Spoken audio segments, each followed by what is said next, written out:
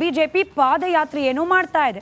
ಆದರೆ ಈ ಪಾದಯಾತ್ರೆಯನ್ನ ಸೂಕ್ಷ್ಮವಾಗಿ ಗಮನಿಸಿದ್ರೆ JDS ಜೊತೆ ದೋಸ್ತಿ, ಬಿಜೆಪಿಯಲ್ಲೇ ಕುಸ್ತಿ ಅನ್ನೋದು ಸ್ಪಷ್ಟವಾಗ್ತಾ ಹೋಗ್ತಾ ಇದೆ.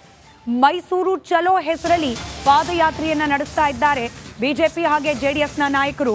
ಆದರೆ ಈ ಮೈಸೂರು ಚಲೋನಲ್ಲಿ ಅವರೆಲ್ಲೋ ಇವರೆಲ್ಲೋ ಅನ್ನೋ ರೀತಿಯಲ್ಲಾಗ್ಬಿಟ್ಟಿದೆ. ಬಿಜೆಪಿಯಲ್ಲೇ ಇದ್ರೂ ಕೂಡ ಇಲ್ಲದಂತಾಗಿದ್ದಾರೆ ಕೆಲ ಲೀಡರ್ಸ್. ಪಾದಯಾತ್ರೆ ಸಾಗ್ತಾ ಇರುವ ದಿಕ್ಕಿನ ಕಡೆ ತಲೆ ಹಾಕು ಮಲಗ್ತಾ ಇಲ್ಲ ಕೆಲವರು. ದಕ್ಷಿಣದಲ್ಲೊಂದು ಬಣ, ಉತ್ತರದಲ್ಲೊಂದು ಬಣ. ನೀವು ಆ ಕಡೆ ಮಾಡ್ಕೊಳ್ಳಿ, ನಾವು ಈ ಕಡೆ ಪಾದಯಾತ್ರೆ ಮಾಡ್ತೀವಿ ಅಂತ ಇನ್ ಕೆಲವರು. ಇನ್ನು ಬಿಜೆಪಿ ನಾಯಕರಲ್ಲಿ ಅಸಮಾಧಾನ ಇದೆ ಅನ್ನೋದು ಈ ಪಾದಯಾತ್ರೆಯ ಮೂಲಕ ಮತ್ತಷ್ಟು ಬಹಿರಂಗವಾಗ್ತಾ ಇದೆಯಾ? ಇನ್ ಕೆಲವರು ನಾಮಕೆ ವಾಸ್ತೆ ಅಂತಾರಲ್ಲ, ಅಂದ್ರೆ ಹಿಂಗೆ ಬಂದು ಹಂಗೆ ಹೋದ್ರು ಅಂತ.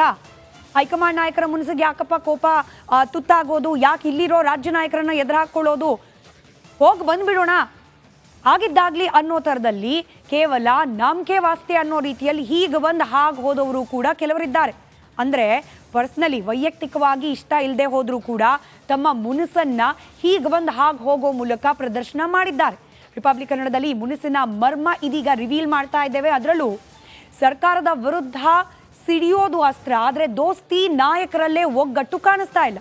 ಮೈಸೂರು ಚಲೋ ಈಗ ಅಂಥದ್ದೇ ಅನುಮಾನಗಳಿಗೆ ಹುಟ್ಟುಹಾಕ್ತಾ ಇದೆ. ಈ ಕುರಿತಾದ ಒಂದು ವರದಿ ನಿಮ್ಮ ಮುಂದೆ.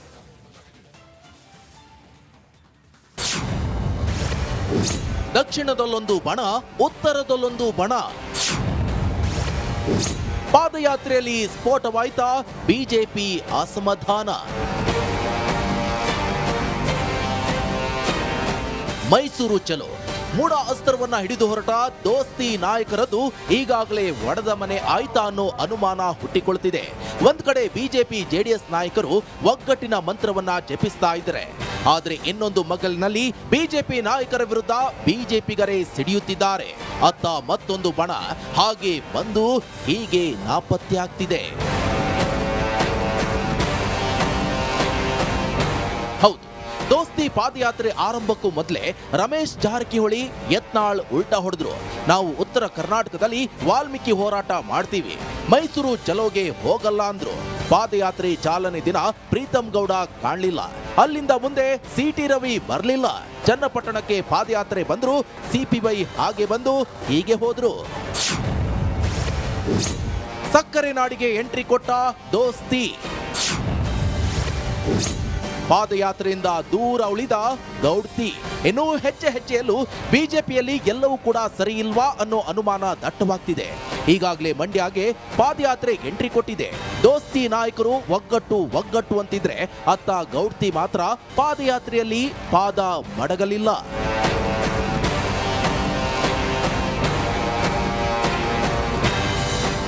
ಈ ಮಧ್ಯೆ ಮಂಡ್ಯದಲ್ಲಿ ದೋಸ್ತಿ ನಾಯಕರಿಗಿಂತ ನಾನೇ ಸ್ಪೆಷಲ್ ಅನ್ನೋ ಸ್ಟೈಲ್ನಲ್ಲಿ ಪ್ರೀತಂ ಗೌಡ ಪ್ರತ್ಯಕ್ಷರಾದ್ರು. ಇಷ್ಟೆಲ್ಲ ಬೆಳವಣಿಗೆಗಳು ಬಿಜೆಪಿಯ ಒಡೆದ ಮನೆಯಾಯ್ತಾ ಅನ್ನೋ ಶಂಕೆ ಹುಟ್ಟಿಸ್ತಿದೆ. ಇದಕ್ಕೆ ಬಿಜೆಪಿ ನಾಯಕರೇ ಉತ್ತರ ಕೊಡಬೇಕಿದೆ.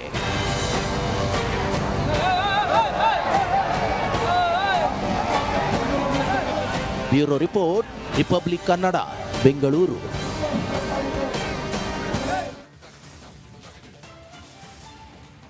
ಬಿಜೆಪಿ ಒಳಗಿರುವ ಬೇಗುದಿ ಬಹಿರಂಗವಾಗ್ತಾ ಇದೆಯಾ ಅನ್ನೋ ಅನುಮಾನಕ್ಕೆ ಮೈಸೂರು ಚಲೋ ಪಾದಯಾತ್ರೆ ಸಾಕ್ಷಿಯಾಗ್ತಾ ಇದೆ. ಯಾವ ರೀತಿ ವಿತ್ ಲೀಡರ್ಸ್ ನೇಮ್, ಯಾವ್ಯಾವ ನಾಯಕರ ನಡೆ ಹೇಗೇಗಿದೆ ಅನ್ನೋದರ ಸಮೇತ ಅರ್ಥ ಮಾಡ್ಕೊಳ್ಳೋ ಪ್ರಯತ್ನ ಮಾಡ್ತಾ ಹೋಗೋಣ. ಮೈಸೂರು ಚಲೋನಲ್ಲಿ ಮೈತ್ರಿ ಪಾಳೆಯದಲ್ಲೇನೋ ಒಗ್ಗಟ್ಟು ಕಾಣೋಕೆ ಸಿಗ್ತಾ ಇದೆ. ಶುರುವಲ್ಲಿ ಇನ್ಫ್ಯಾಕ್ಟ್ ಈ ಮೈತ್ರಿ ನಡುವೆ ಕೂಡ ಒಗ್ಗಟ್ಟು ಪ್ರದರ್ಶನ ಆಗಲಿಲ್ಲ. ಶುರುವಲ್ಲಿ ನಾವು ಗಮನಿಸಿದ್ವಿ, ಕುಮಾರಸ್ವಾಮಿ ಅವರು ಈ ಪಾದಯಾತ್ರೆಗೆ ಬೆಂಬಲವನ್ನೇ ಸೂಚಿಸಿರಲಿಲ್ಲ.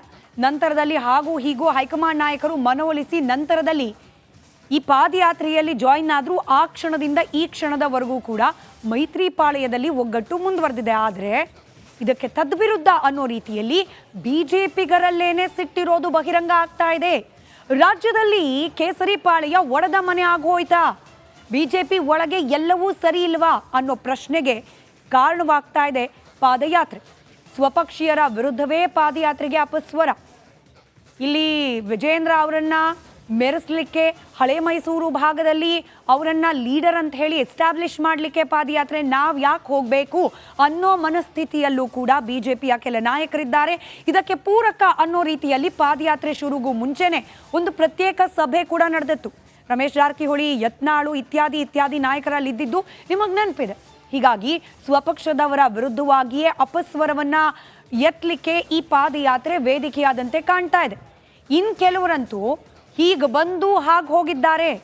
CT ರವಿ ಅವರು, CPY ಇವೆಲ್ಲವೂ ಕೂಡ ಹೀಗೆ ಬಂದು ಹಾಗೆ ಹೋಗ್ಲಿಕ್ಕೂ ಕೂಡ ಒಂದಷ್ಟು ಅವರದ್ದೇ ಆದ ಕ್ಯಾಲ್ಕುಲೇಷನ್ಗಳಿದೆ. ಏನು ಅನ್ನೋದನ್ನ ಕೂಡ ಮುಂದಿನ ಹಂತದಲ್ಲಿ ನಾವು ಗಮನಿಸ್ತಾ ಹೋಗೋಣ.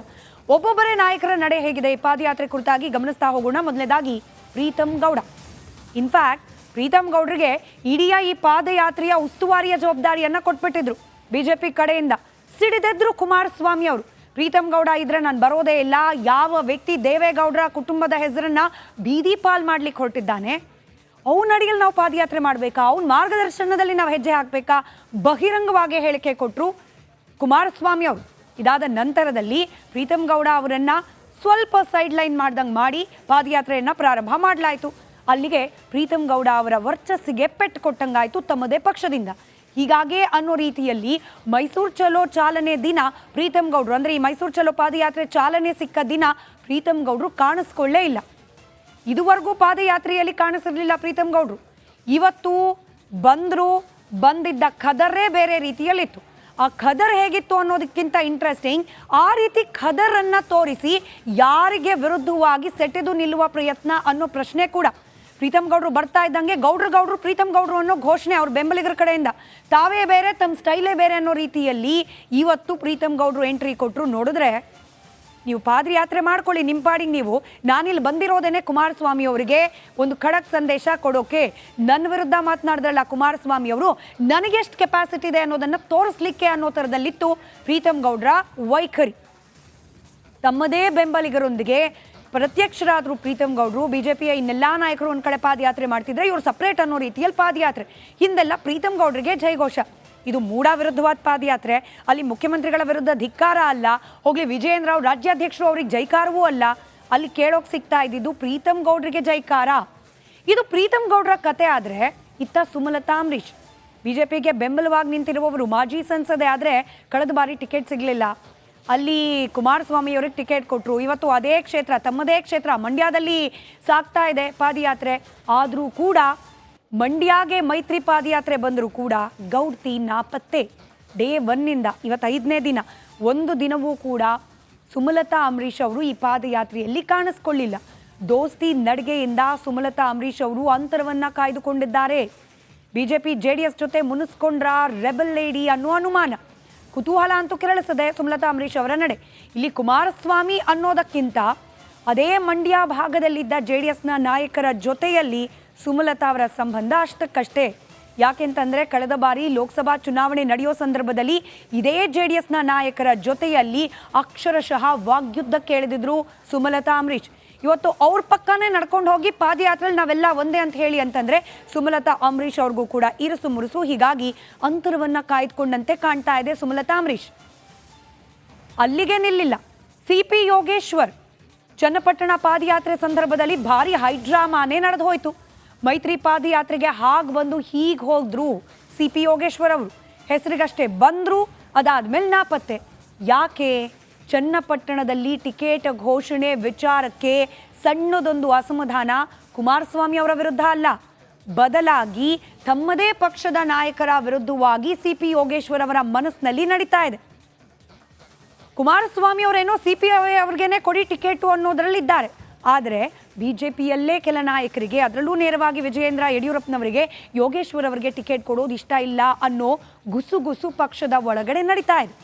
ಇನ್ಫ್ಯಾಕ್ಟ್ ಕುಮಾರಸ್ವಾಮಿ ಅವರಿಗೆ ಅಮಿತ್ ಶಾ ಅವರೇ ಹೇಳಿದ್ದಾರೆ, ಈ ಬಾರಿ ನಿಮ್ಮದೇ ಪಕ್ಷದಿಂದ ನಿಲ್ಲಿಸಿ, ನಿಮ್ಮದೇ ಪಕ್ಷದಿಂದ ಗೆಲ್ಲಿಸ್ಕೊಂಡು ಬನ್ನಿ ಅಂತ ಹೇಳಿ ಅನ್ನೋ ಮಾತು ಕೂಡ ಇದೆ. ಹೀಗಾಗಿ ಚನ್ನಪಟ್ಟಣದ ಬೈ ಎಲೆಕ್ಷನ್ ಟಿಕೆಟ್ ಘೋಷಣೆ ವಿಚಾರಕ್ಕೆ ಸಂಬಂಧಪಟ್ಟಂತೆ CP ಯೋಗೇಶ್ವರ್ ಅವರಿಗಿರುವ ಅಸಮಾಧಾನವನ್ನು ಪಾದಯಾತ್ರೆಯಲ್ಲಿ ಆಕ್ಟಿವ್ ಆಗಿ ತೊಡಗಿಸಿಕೊಳ್ಳದೇ ಇರೋ ಮೂಲಕ ಬಹಿರಂಗಪಡಿಸ್ತಾ ಇದ್ದಾರಾ? ಅನುಮಾನ ಅಂತೂ ಇದ್ದೇ ಇದೆ. ಇನ್ನು CT ರವಿ ಮೈತ್ರಿ ಪಾದಯಾತ್ರೆಯಿಂದ ಅಂತರವನ್ನು ಕಾಯ್ದುಕೊಂಡಿದ್ದಾರೆ. MLC CT ರವಿ ಬಂದಿಲ್ಲ ಅಂತಲ್ಲ, ಪೋಸ್ಟರ್ಗಳನ್ನು ಹಾಕಿದ್ರು, ಟ್ವಿಟರ್ ಖಾತೆಯಲ್ಲಿ ಹಂಚ್ಕೊಂಡ್ರು. ಆದರೆ ಆಕ್ಟಿವ್ ಆಗಿ ಪಾಲ್ಗೊಳ್ತಾ ಇದ್ದಾರಾ ಪಾದಯಾತ್ರೆಯಲ್ಲಿ? ಅನುಮಾನ ಇದ್ದೇ ಇದೆ. ಬಿಜೆಪಿ ಪ್ರಬಲ ನಾಯಕರಾಗಿ ಗುರುತಿಸಿಕೊಂಡಿದ್ದಾರೆ CT ರವಿ ಅವರು. ವಿಜಯೇಂದ್ರ ನಾಯಕತ್ವದಲ್ಲಿ ನಡೀತಾ ಇದೆ ಪಾದಯಾತ್ರೆ. ವಿಜಯೇಂದ್ರ ಅವರಿಗೆ ಕ್ರೆಡಿಟ್ ಕೊಡೋ ಪಾದಯಾತ್ರೆಯಲ್ಲಿ ನಾವು ಬಂದು ಆಕ್ಟಿವ್ ಆಗಿರಬೇಕಾ ಅನ್ನೋ ಥರದಲ್ಲಿ ಹಾಗೆ ಹೀಗೆ ನಾಪತ್ತೆಯಾದರೂ ಪರಿಷತ್ ಸದಸ್ಯ CT ರವಿ. ಇದೆಲ್ಲವನ್ನ ಗಮನಿಸಿದಾಗ BJPಯಲ್ಲಿ ಒಗ್ಗಟ್ಟಿನ ಮಂತ್ರ ಜಪಿಸೋದನ್ನ ಅನೇಕರು ಮರ್ತಿದ್ದಾರೆ ಅನ್ನೋದಂತೂ ಸ್ಪಷ್ಟವಾಗ್ತಾ ಇದೆ. ಮತ್ತಷ್ಟು ಡೀಟೇಲ್ಸ್ ನಮ್ಮ ಪ್ರತಿನಿಧಿ ಬಸವರಾಜ್ ನೀಡ್ತಾ ಹೋಗ್ತಾರೆ, ನೇರ ಸಂಪರ್ಕದಲ್ಲಿದ್ದಾರೆ. ಬಸವರಾಜ್, ಪಾದಯಾತ್ರೆ ಮಾಡ್ತಿದ್ದಾರೆ, ಆದರೆ ಪಾದಯಾತ್ರೆಯಲ್ಲಿ JDS ಜೊತೆಗಿನ ಮೈತ್ರಿ ಗಟ್ಟಿ ಆಗ್ತಾ ಇದೆ, BJP ಒಡೆದ ಮನೆ ಆಗ್ತಿದೆಯಾ ಅನ್ನೋ ಅನುಮಾನ.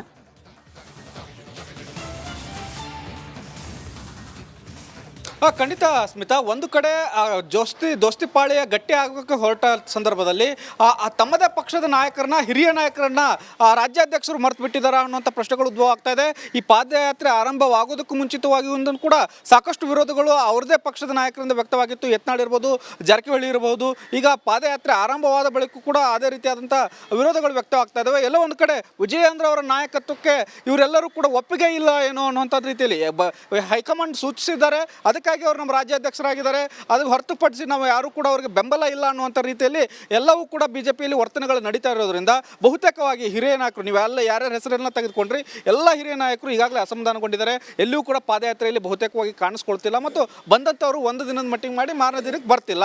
ಇದೆಲ್ಲ ಒಂದು ಕಡೆ ದೋಸ್ತಿ ನಾಯಕರು ಅಂದರೆ ಸಿದ್ದರಾಮಯ್ಯ ಅವರ ವಿರುದ್ಧ ಒಂದು ಪಾದಯಾತ್ರೆಯನ್ನು ಮಾಡಬೇಕು ಅನ್ನುವಂಥದ್ದು ಮತ್ತು ಸರ್ಕಾರದ ವಿರುದ್ಧ ಪಾದಯಾತ್ರೆಯನ್ನು ಮಾಡಿಕೊಟ್ಟಾಗ ಮತ್ತು ದೋಸ್ತಿಗಳು ಗಟ್ಟಿ ಆಗಬೇಕು ಅನ್ನುವಂಥದ್ದು ನಿಟ್ಟಿನಲ್ಲಿ ಆದಂಥ ಪಾದಯಾತ್ರೆ ಅನ್ನುವಂಥದ್ದು ಒಳಗಡೆ ನುಚ್ಚು ಚೂರಾಗಿ ಈಗ BJP ಪಕ್ಷ ಆಗಿರ್ತಕ್ಕಂಥದ್ದು. ಪಾದಯಾತ್ರೆ ಮುಗಿದ ತಕ್ಷಣ ಇನ್ನಷ್ಟು ಅಸಮಾಧಾನಗಳು BJP ಪಾಳ್ಯದಲ್ಲಿ ಎದ್ದೇಳೋದಂತೂ ಪಕ್ಕ ಅನ್ನುವಂಥದ್ದು. ಯಾಕಂದರೆ ಇನ್ನುಳಿದಂಥ ಹೋರಾಟಗಳು ಮಾಡಬೇಕು ಅನ್ನುವಂಥದ್ದು ಮತ್ತು ಅದರ ನೇತೃತ್ವವನ್ನು ಬೇರೆಯವ್ರಿಗೆ ಕೊಡಬೇಕು ಅನ್ನುವಂಥ ಲೆಕ್ಕಾಚಾರಗಳನ್ನು ಕೂಡ ಹಾಕೊಂಡು ಒಂದಷ್ಟು ನಾಯಕರು ಧ್ವನಿಯನ್ನು ಎತ್ತವರಿದ್ದಾರೆ. ಹಾಗಾಗಿ ವಿಜಯೇಂದ್ರ ಅವರ ನಾಯಕತ್ವವನ್ನು BJPಯಲ್ಲಿ ಕೆಲವೊಂದಿಷ್ಟು ನಾಯಕರು ಒಪ್ಕೊಂಡಿಲ್ಲ. ಅದು ಈಗಲೂ ಕೂಡ ಮುಂದುವರೆದಿರ್ತಕ್ಕಂಥದ್ದು. ಸ್ಮಿತಾ. ರೈಟ್, ಧನ್ಯವಾದ.